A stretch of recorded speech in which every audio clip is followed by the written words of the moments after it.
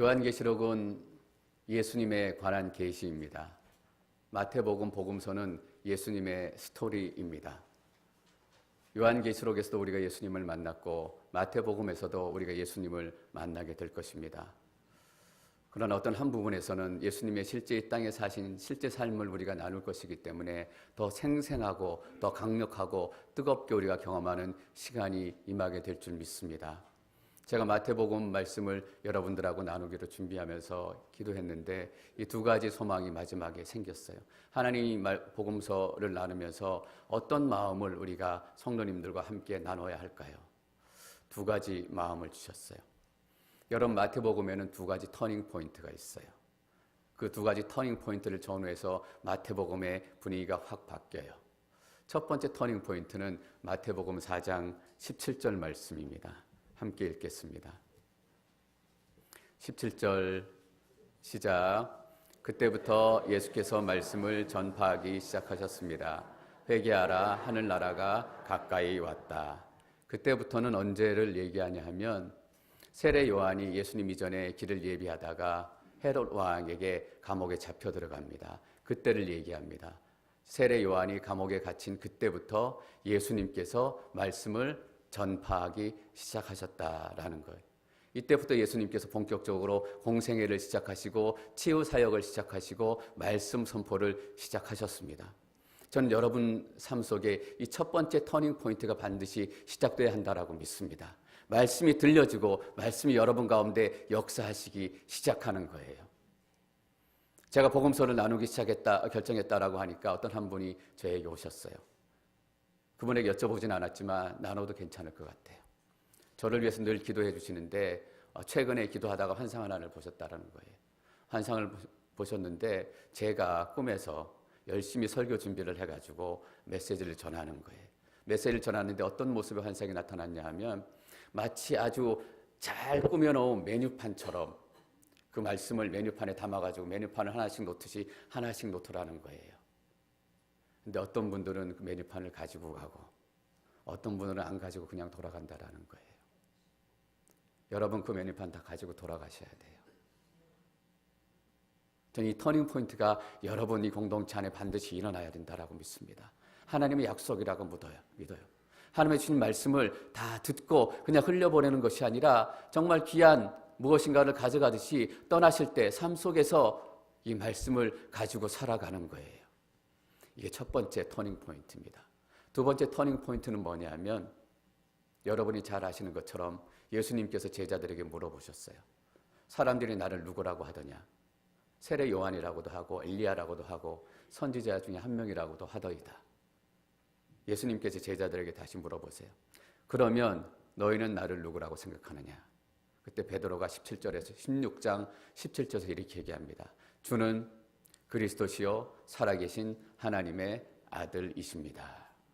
이후에 또 복음서의 분위기, 예수님의 사역, 티치의 방향은 완전히 방향을 전환합니다. 예수님께서 본인이 그리스도이심을 드러내기 시작하셨고 본인이 십자가에 달리시고 죽으시고 사흘 만에 부활하셔야 될 것을 점점 더 구체적으로 가르치기 시작하셨어요. 그리고 이제 그는 갈릴리에 머물러 있는 것이 아니라 점차 이제 방향을 돌려서 갈릴리 북부를 돌아가지고 예루살렘을 향해서 떠나기 시작하는 거예요. 말씀이 선포되어지면 십자가의 터닝 포인트가 새롭게 나타납니다. 저는 이 두 번째 터닝 포인트가 이 마태복음을 같이 묵상하고 공부하면서 반드시 여러분 삶 가운데 나타날 줄 믿습니다. 그냥 기분 좋은 말씀이 아니에요. 나의 삶을 조금 변화시키는 말씀이 아니에요. 예수님께서 우리를 위해서 죽으시고 십자가에서 부활하셔서 우리의 삶을 완전히 새롭게 하시는 생명의 말씀의 능력의 변화가 우리 가운데 나타나는 거예요. 그래서 우리는 고난을 두려워하지 않는 사람들이 될 거예요. 예수님처럼 고난에 도망가지 않고 예루살렘을 향해서 가는 사람들이 될 거예요. 하나님께 우리에게 맡겨진 사명이 있다면 하나님, 내가 그 사명을 향해 나아가겠습니다. 십자가의 삶을 살아가기로 결단하겠습니다. 이게 크리스찬의 삶이에요. 이게 예수 믿는 사람들의 삶이라고요. 이 두 가지 터닝 포인트가 여러분에게 약속으로 주어진 줄 믿습니다. 4개의 복음서가 있어요. 마태복음, 마가복음, 누가복음, 요한복음 있어요. 마태, 마가, 누가를 여러분 잘 아시는 것처럼 공관복음이라고 얘기해요. 공통이라는 거예요. 닮은 점이 많다라는 의미입니다. 쉽게 얘기하면. 마태, 마가, 누가복음 읽어보시면 닮은 점이 굉장히 많아요. 마태복음에 나오는 내용 중에 70%는 누가복음이나 마가복음에 나오는 거예요. 그래서 마태복음에만 나오는 게 30%밖에 안 돼요. 그러니까 마가복음에 나오는 내용 중에 90% 이상은 누가복음이나 마태복음에 다 나와요. 그래서 공관복음이라고 얘기해요. 요한복음 조금 달라요. 앞에 써있던 세 복음서보다 시기가 좀 늦게 쓰여졌기 때문에 앞에 나왔던 내용들은 생략하고 주로 예수님이 십자가에 못 박히시던 그 전후의 사건들을 중심으로, 가르침을 중심으로 얘기하는 거예요. 좀 더 예수님의 사역의 목적, 핵심에 들어가서 얘기하는 게 요한복음이에요. 그래서 마태, 마가, 누가복음을 공관복음으로 한 그룹으로 분리하고 요한복음을 또 한 그룹으로 분리해요. 여러분 기억하실지 모르겠지만 이전에는 마태복음이 제일 처음으로 먼저 쓰여졌다라고 배웠어요. 요즘 학자들이 여러 가지 문학적인 기법 또 연구를 통해서 지금 마가복음이 복음서 4개 중에 제일 먼저 쓰여졌다라고 얘기하는 학자들의 수가 대부분이에요. 근데 아직도 어떤 학자들은 제 신학교 가르치던 교수님도 그러셨어요. 저명한 학자들 중에 일부도 아니다, 마태복음이 처음으로 쓰여졌을 가능성이 높다라고 말씀하세요. 첫 번째 얘기하신 이유가 뭐냐면 초대교회에서 초대교회 교부들과 성도들이 마태복음이 처음으로 기록된 복음서다라고 믿었기 때문이에요. 그리고 두 번째는 뭐냐면 신약 성경의 제일 처음에 마태복음이 배치됐다라는 거예요. 이것 때문에 마가복음이 제일 먼저 쓰여졌을 것이라고 주장하는 학자들도 이것을 일부분은 인정해요. 그래서 그럴 수도 있겠다라고 인정을 해요. 어느 것이 먼저이냐, 이것도 중요하지만 마태복음이 왜 신약성경 제일 처음에 배치되어 있느냐라는 것을 우리가 그 의미를 아는 게 더 중요하다고 생각합니다. 성경은 하나님의 성령의 감동으로 기록된 책입니다. 그렇다면 어느 성경이 처음 오고 어느 성경이 두 번째 오고 성경의 배치 또한 하나님의 감동으로 배치되었다라고 믿는 것이 맞습니다. 그렇다면 마태복음이 신약성경이 제일 처음으로 나온 이유가 뭘까? 이유는 이거예요. 마태복음이 가장 구약과 닮았기 때문이에요. 마태복음이 가장 유대적이기 때문이에요. 여러분 어떤 의미예요? 말라기를 읽고 다음 마태복음을 읽어요. 그렇게 읽으면 끊어지지 않는 것 같아요. 왜냐하면 비슷한 분위기가 이어지기 때문에. 브릿지 역할을 하는 거예요. 구약과 신약을. 브릿지 역할을 하면서 구약의 사건들, 구약의 예언의 성취를 많이 얘기해요.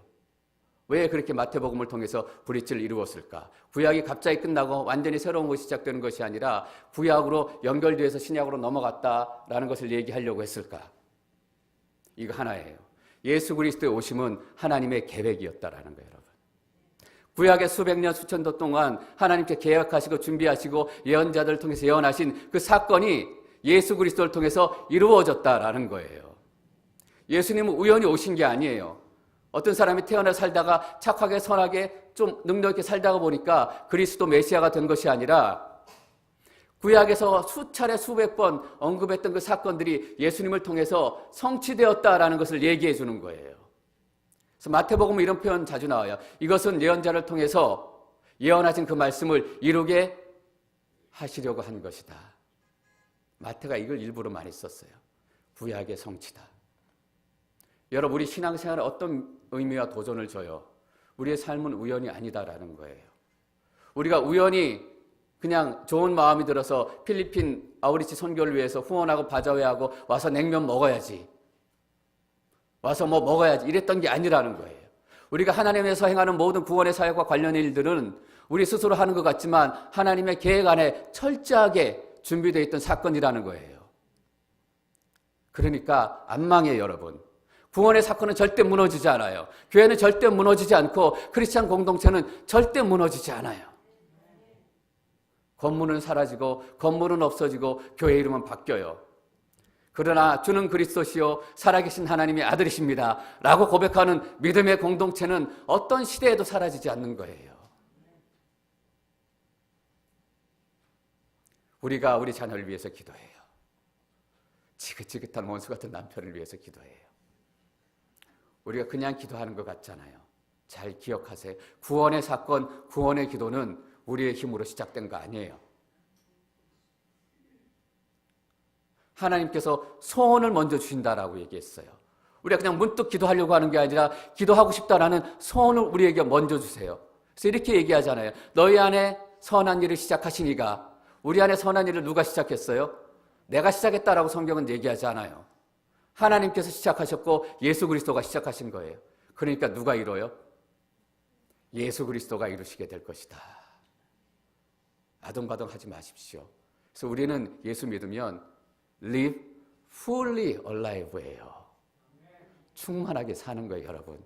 왜냐하면 우리 믿음의 인생은 하나님께서 계획하시고 책임져 주시는 인생이기 때문이에요.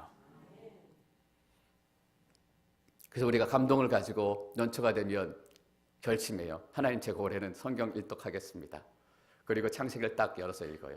창세기 읽고 출애굽기까지 막 달려갔는데 19장, 20장 넘어가면 갑자기 성막 나오고 갑자기 치수 나오고 헷갈리기 시작해요. 그래도 결단한 게 있으니까 출애굽기 넘어가요. 레위기 가면 정말 머리 아파져요. 그럼 무슨 생각해요? 아, 구약은 너무 어렵다. 내가 아직 신앙이 연륜이 짧으니 신약부터 읽어야 되겠다. 근데 마태복음을 딱 여는데 뭐부터 나와요? 여러분, 오늘 읽는데 내가 제대로 읽겠는지, 내가 이 땅에 있는지 하늘에 있는지 모르셨죠? 족보를 읽다 보면 결심하게 돼요. 올해는 아닌가 보다. 내년부터 읽어야 되겠다.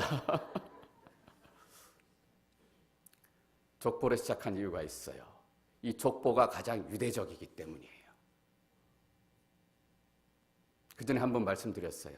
어떤 유대인 여자분의 회심 이야기를 듣는데 어떻게 회심했냐 하니까 마태복음에 이 족보 읽다가 예수가 메시아구나 라는 것을 깨닫게 됐대요. 우리가 읽는 족보하고 유대인들이 읽는 족보의 느낌은 달라요, 여러분. 유다 지파, 레위 지파, 각 지파가 별로 살아가는 모습들이 달라요. 레위 지파는 레위 지파대로, 유다 지파는 하나님께서 세우신 지파대로, 요셉 지파는 하나님께 또 주신 은혜대로. 이 족보는 유대인들에게 문화이고 정치이고 삶이에요. 지난주에 희년에 대해서 말씀드렸어요. 50년이 지나면 또 우리 영원한 메시아가 오셔서 완전한 희년이 도래했을 때 우리가 빼앗긴 땅을 하나님께서 다 돌려주실 거예요. 원래 나눠주신 대로. 어디서 그 기록을 찾아볼 거예요? 지파별로 가문별로 나눠줬는데 어디서 찾아볼 거예요? 족보를 보면 아는 거예요. 유대 지파고 내가 어떤 가문이고 어떤 지파에 속해 있으니까 내가 받을 땅이 어떤 땅이구나. 그래서 유대 사람들에게 이 족보는 뭐냐 하면 땅 문서예요, 여러분. 땅 문서.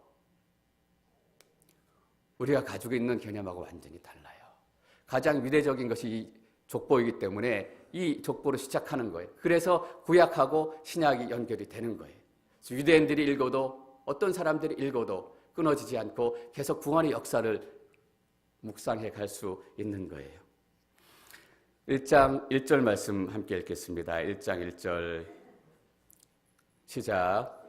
아브라함의 자손이며 다윗의 자손인 예수 그리스도의 족보입니다. 마태복음은 마태가 썼습니다. 초대교회 때부터 초대교회 교부들이 만장일치로 마태가 마태복음의 저자다라고 기록해. 그래서 이름도 마태복음이에요. 약간 의견을 달리하는 학자들도 나오지만 대부분 학자들이 마태가 저자일 것이다 라고 결론을 내린 상태예요.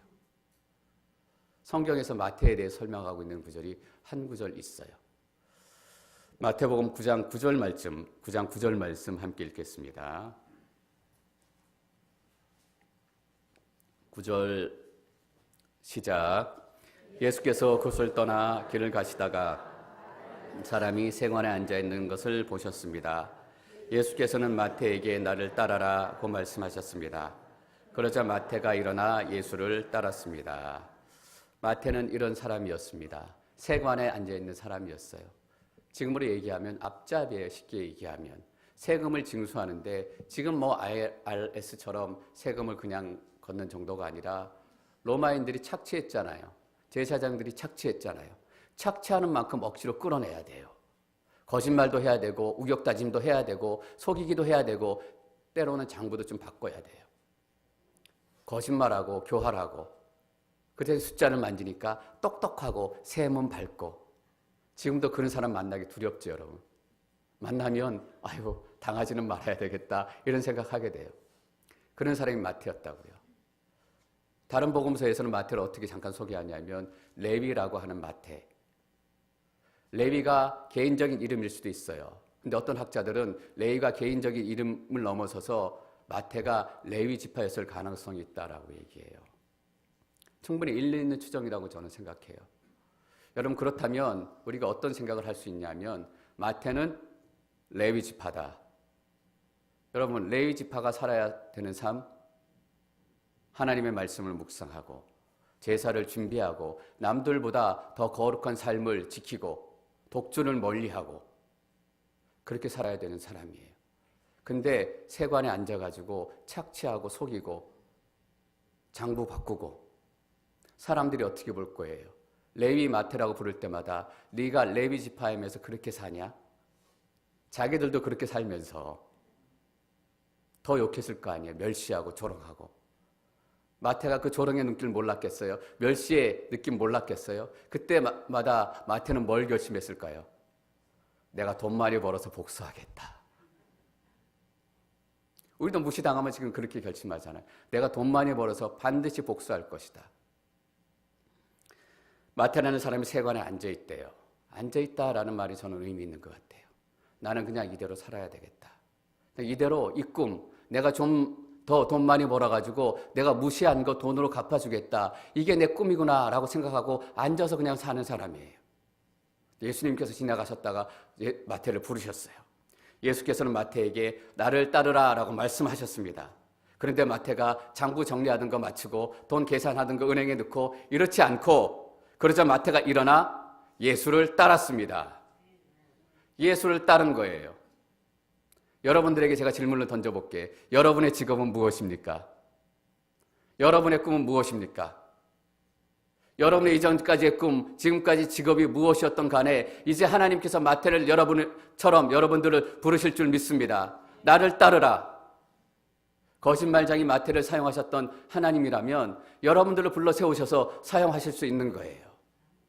저를 불러 세우셔서 목사로 사용하시고 여러분들을 세우셔서 이 귀한 앵커리지 공동체를 이루게 하시고 우린 뿌릴까요?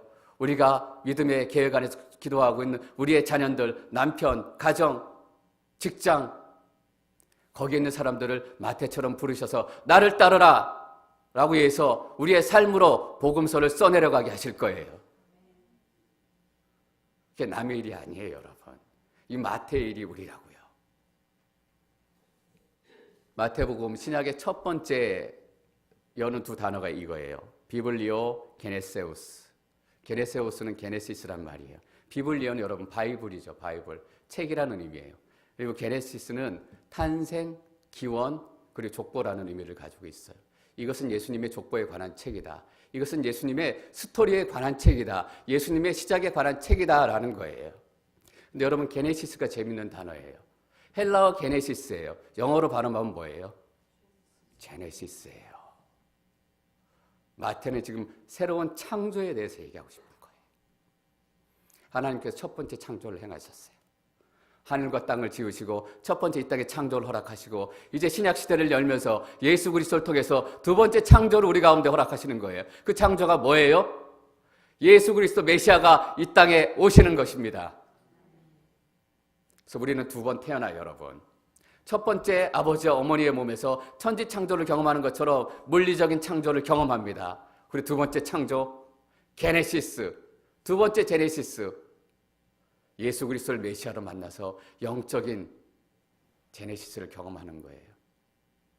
그래서 예수님께서 니고데모에게 이렇게 얘기하셨어요.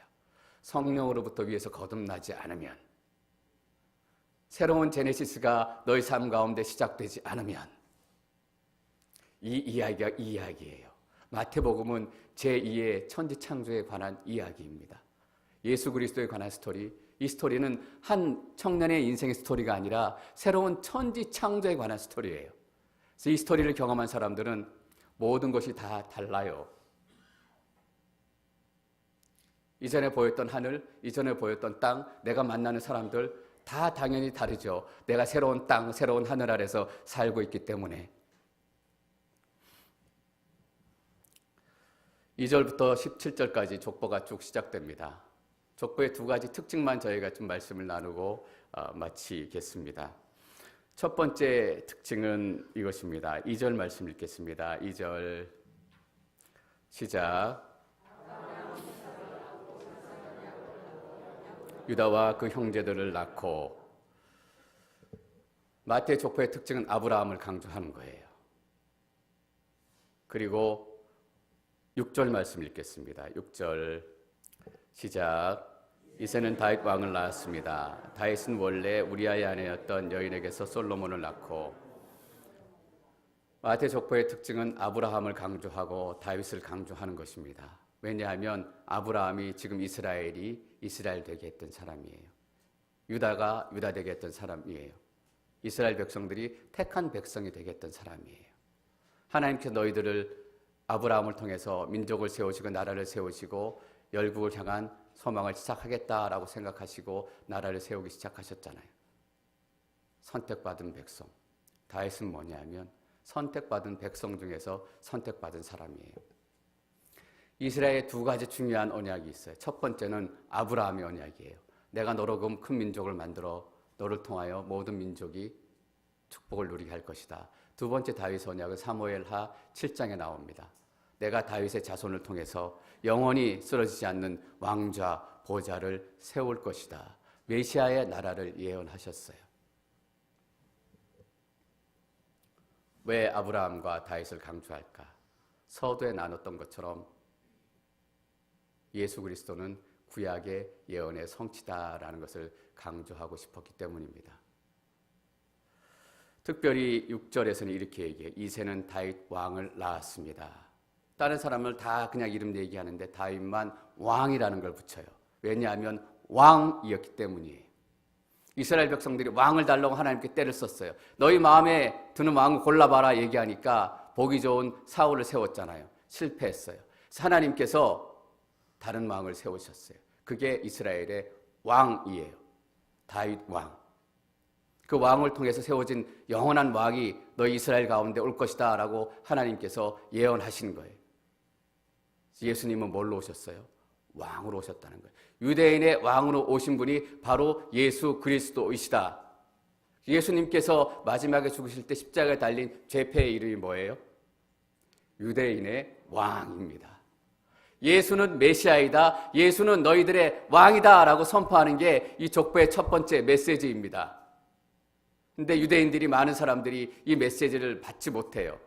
왜냐하면 진짜 왕이 오기 위해서는 먼저 죽어야 되는 걸 모르기 때문이에요. 여러분, 산의 진미도 살아야 나한테 의미가 있는 거잖아요. 메시아가 오고 왕이 왔는데 나는 죄 때문에 죽어가고 있고 죄 때문에 심판받아서 영원히 유황불 안에서 고통을 받고 있다면 메시아가 온들 왕이 온들 그게 무슨 의미가 있겠어요? 그러니까 왕이 왕 되기 위해서 먼저 죽어야 하는 거예요. 내 죄 때문에 왕이 죽지 않으면 나는 결국 죽게 되기 때문이에요. 이 메시지를 이해하지 못하는 거예요. 사람들이 하나님이 나타나가지고 한번 싹 쓸어보지. 예수님이 구세주이면 십자가에서 내려와 보지. 이 메시지를 이해하지 못하는 거예요. 저 왕이 십자가에 죽지 않으면 내가 죽는다. 저 왕이 십자가에 내 죄를 지고 죽어야 내가 살아서 왕의 왕됨을 누리고 메시아의 메시아됨을 누리게 된다. 여러분 아세요? 예수 믿기 전에 우린 죽어요. 제가 예수님 인격적으로 만나기 전에 그렇더라고요.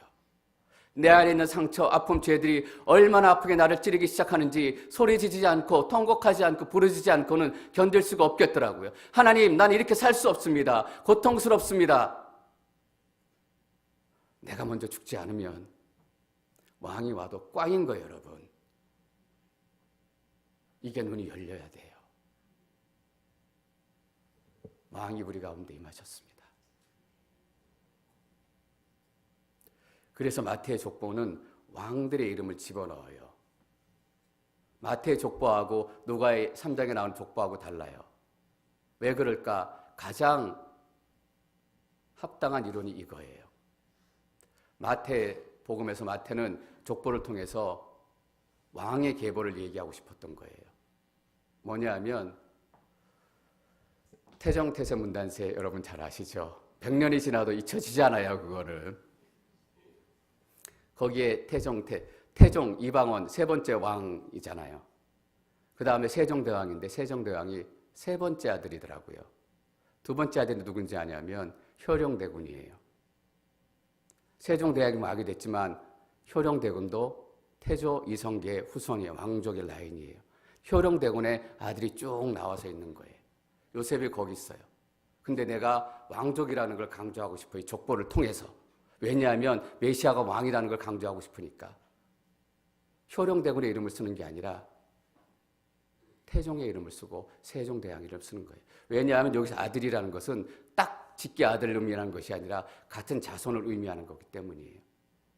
왕의 이름이에요. 그리고 바벨론 이후에 또 이름들이 나오잖아요.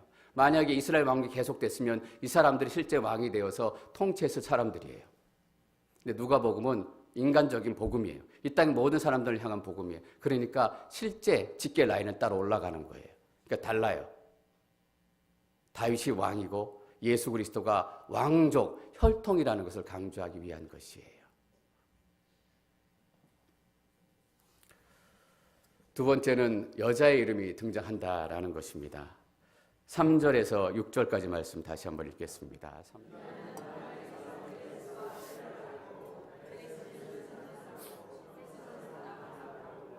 헤스론은 람을 낳고 람은 아미나답을 낳고 아미나답은 나손을 낳고 나손은 살몬을 낳고 살몬은 라합에게서 보아스를 낳고 보아스는 룻에게서 오벳을 낳고 오벳은 이새를 낳고 이새는 다윗 왕을 낳았습니다. 다윗은 원래 우리아의 아내였던 여인에게서 솔로몬을 낳고. 저희 나라만 해도 몇십 년 전까지만 해도 족보에 여자 이름은 안 들어갔어요. 2018년 전에 유대인의 족보에는 어땠을까? 그 당시에 여자들은 사실 너무나 못한 대접을 받았던 거예요. 지금 같았으면 난리 났을 거예요. 여자들이 법정에 서서 증언하는 가치도 없었던 거예요. 여자들이 법정에서 증언하면 인정 안 해줬어요. 너희들은 제대로 되지 않았다라고 생각했기 때문에. 근데 이 족보에 들어간 거예요. 그냥 한 집안의 족보가 아니라 어떤 족보예요? 왕의 족보예요. 왕의 족보에 4명의 여자가 들어가 있는데 참 희한한 스토리를 가진 여자들이에요.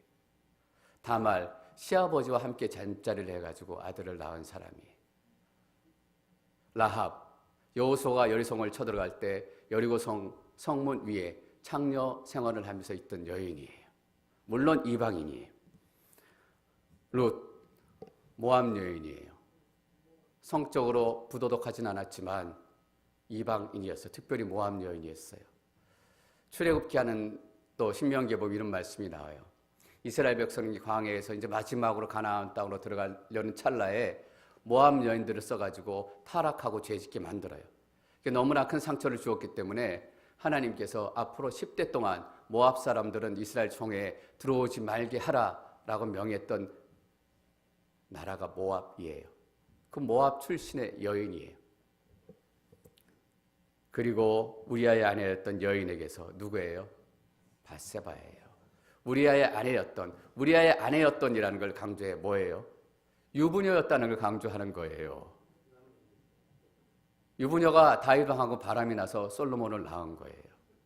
일부러 유부녀라는 걸 강조해요. 그냥 밧세바라고 슬쩍하고 지나가면 좋을 텐데. 왜 이 여인들의 이름을 특별히 강조할까? 구원은 은혜다라는 거예요. 구원은 하나님께 주신 것이다라는 것입니다. 어떤 의미입니까? 당신도 구원받기에 충분합니다라는 의미입니다. 은혜 받기에 자격 없는 사람은 이 땅 가운데 한 사람도 없다라는 의미예요. 내가 이렇게 살고 하나님 앞에 은혜 받을 수 있을까? 그런 걱정 하덜덜 마세요. 우리가 웬만하면 밧세바보다는 괜찮잖아요. 내가 깨끗해지면 교회 나가고 깨끗해지면 예수 믿겠다. 그렇지 않는다는 거예요. 지금은 내 삶을 더럽고 현재까지 내 직업이 세리였고 현재까지 엉망진창이었지만 내가 이 시간 나도 하나님 앞에 은혜 받기에 충분한 사람입니다 라고 겸손하게 고백하는 그 순간 하나님의 은혜가 여러분 삶 가운데 임하게 될 것입니다. 이 얘기예요. 마태는 두 가지 상반된 얘기를 동시에 하고 있어요. 이 족보는 왕의 족보다. 그러나 아무도 자격 없는 사람은 없다라는 거예요. 그래서 마태복음 28장이 이렇게 끝이 납니다. 얼마나 의미심장한지 모르겠습니다. 마태복음 28장 19절에서 20절까지 말씀. 19절 시작. 그러므로 너희는 가서 모든 민족을 제자로 삼아 아버지와 아들과 성령의 이름으로 세례를 주고 내가 너희에게 명령한 모든 것을 그들에게 가르쳐 지키게 하라. 보라, 내가 세상 끝날까지 너희와 항상 함께 있을 것이다. 세상 끝날까지 항상 너희와 함께 있을 것이다. 이 놀라운 하나님의 은혜를 가지고 어떻게 해야 된다고요? 열방 속으로 가라라는 거예요. 유대인의 족보 가장 유대적인 문장으로 시작했던 마태복음의 결말이 뭐냐 하면 세상을 향하고 있는 거예요. 여러분 안에 시작되는 구원의 은혜가 여러분 안에 머물러 있으면 안 돼요. 그럼 유대인들처럼 눈이 꽉 막힌 거랑 똑같은 거예요. 하나님, 이 은혜 나만 간직하는 것이 아니라 이 은혜 들고 내가 세상 속으로 나아가겠습니다. 이 은혜 들고 열방 가운데로 나아가겠습니다. 여러분, 앵커리지 온누리 교회는 앵커리지에 머물지 않을 거예요. 우리는 이 땅 속에 그냥 이 공동체 안에 머물지 않을 거예요. 하나님께서 우리를 부르시고 우리에게 주신 사명이 있어요. 가라, 세상 가운데. 항상 하나님께서 너희와 함께 하실 것이다. 이 놀라운 은혜를 너희가 가는 곳마다 증거하고 나누어라. 여러분, 이제부터 예수 그리스도의 스토리가 본격적으로 시작됩니다.